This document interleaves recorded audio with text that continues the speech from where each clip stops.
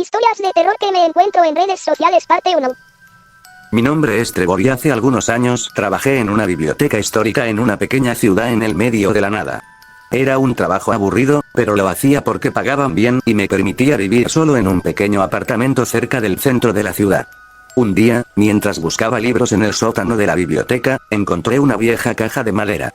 La abrí y encontré un libro antiguo con un cuero negro bastante deteriorado, que tenía varias manchas en las páginas como si hubiera sido usado muchas veces.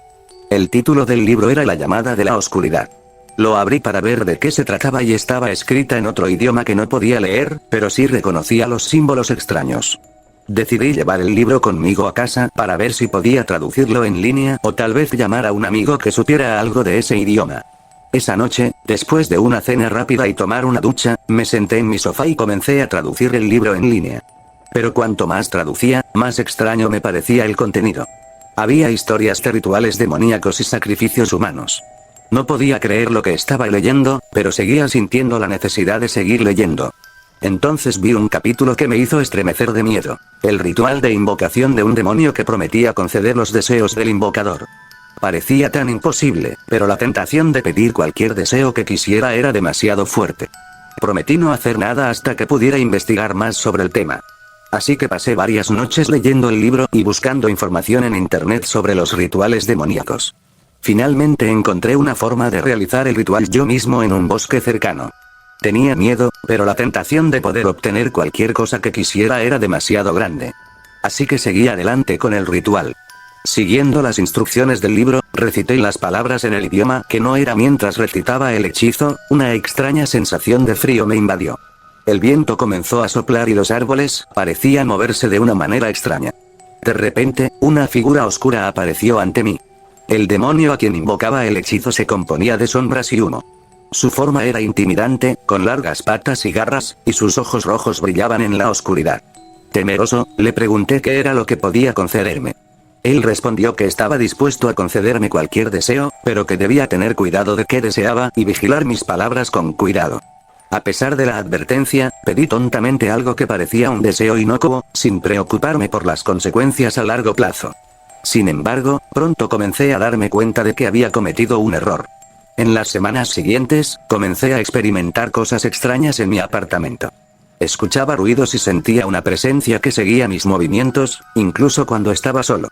Me di cuenta de que había invocado algo que no estaba preparado para manejar, y que mis palabras imprudentes habían tenido consecuencias terribles.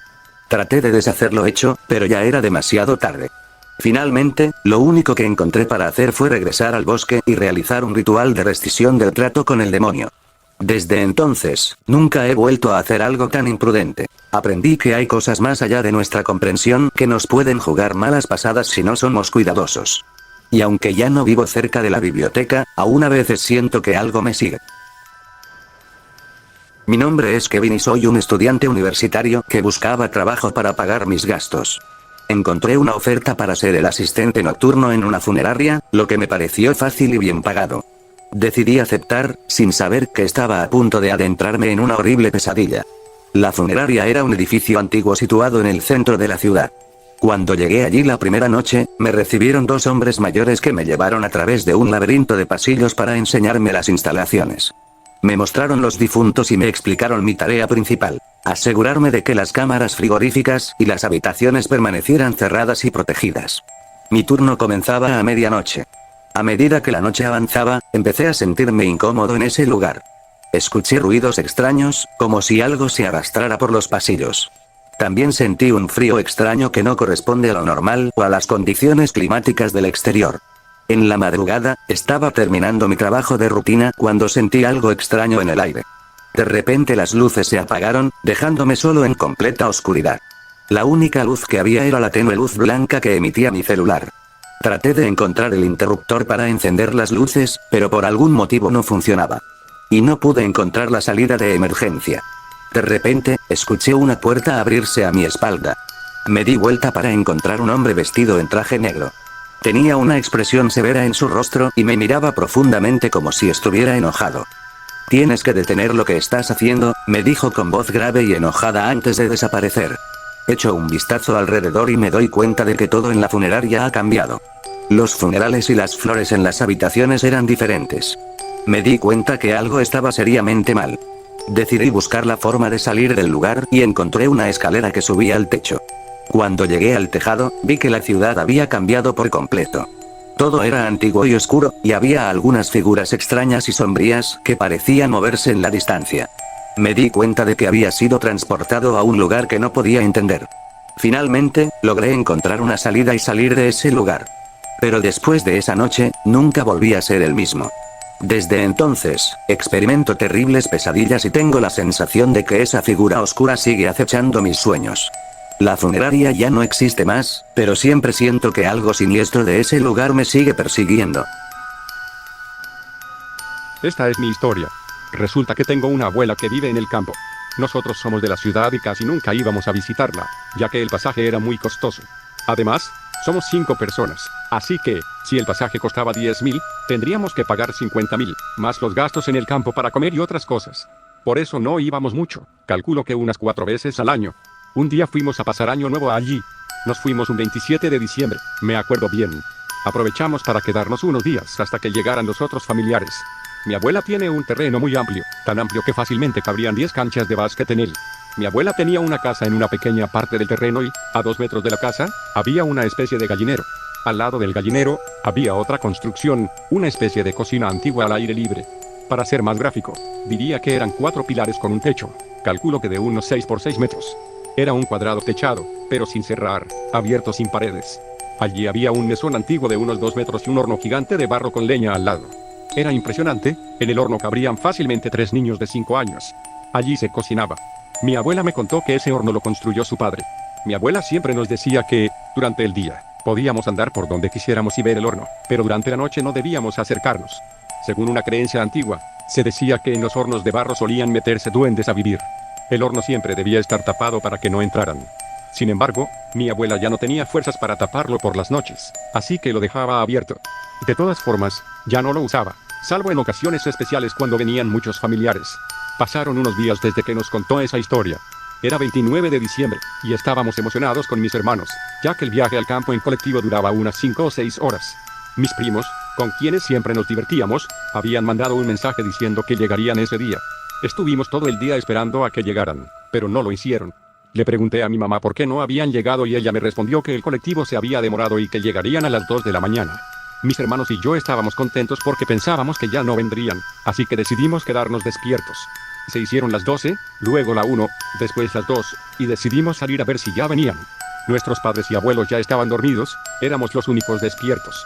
Salimos afuera, y no es como en la ciudad, donde se ven luces eléctricas y demás. Allí en el campo es todo oscuridad, apenas se ve la luz que proviene de la luna.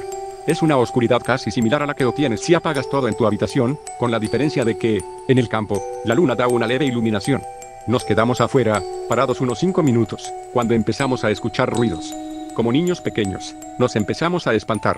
Luego comenzamos a reírnos, pensando que eran los gatos u otra cosa. Jamás pensé en otra cosa, ni yo ni mis hermanos. Pasaron otros 5 minutos y se escuchó un ruido de nuevo. Ya empezamos a sospechar. ¿Y si hay alguien? Dije. Mi hermano preguntó, ¿hay alguien? No nos respondía nadie. Seguíamos pensando que era un gato o algún animal.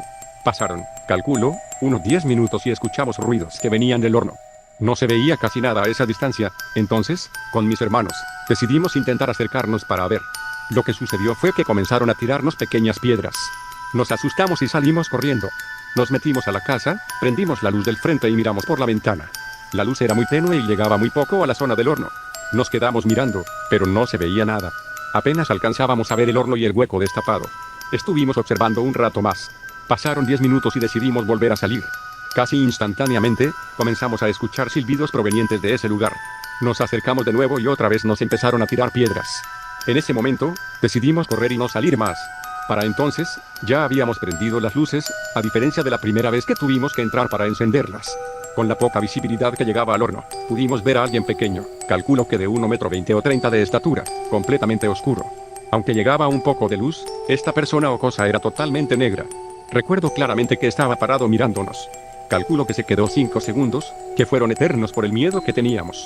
De un momento a otro, este ser comenzó a subir hasta desaparecer en la oscuridad del interior del horno. Mi hermano más pequeño, que tenía unos 7 años, comenzó a llorar después de que esa cosa se metiera al horno. Se levantaron mis padres y mis abuelos y preguntaron qué pasaba. Mi hermano mayor, que tenía 9 años, empezó a señalar el horno. Yo, con 8 años, seguía mirando el horno por si esa cosa intentaba venir hacia la casa. En ese momento, escuchamos que llegaron nuestros primos y sus padres. Se sorprendieron porque pensaban que íbamos a estar todos durmiendo y que nos levantaríamos para recibirlos. Pasó un rato, nos sentaron y empezamos a explicarles lo que pasó. A mi madre y a mi tía se les puso la piel de gallina. Mi abuela, casi con una voz burlona, nos dijo: yo se los dije, que no se acerquen al horno de noche. Mi padre y mi tío, temblando, fueron con una linterna hasta el horno. Cuando vieron su interior, obviamente no había nada, solo unas plumas de paloma y trozos de pelo de algún animal.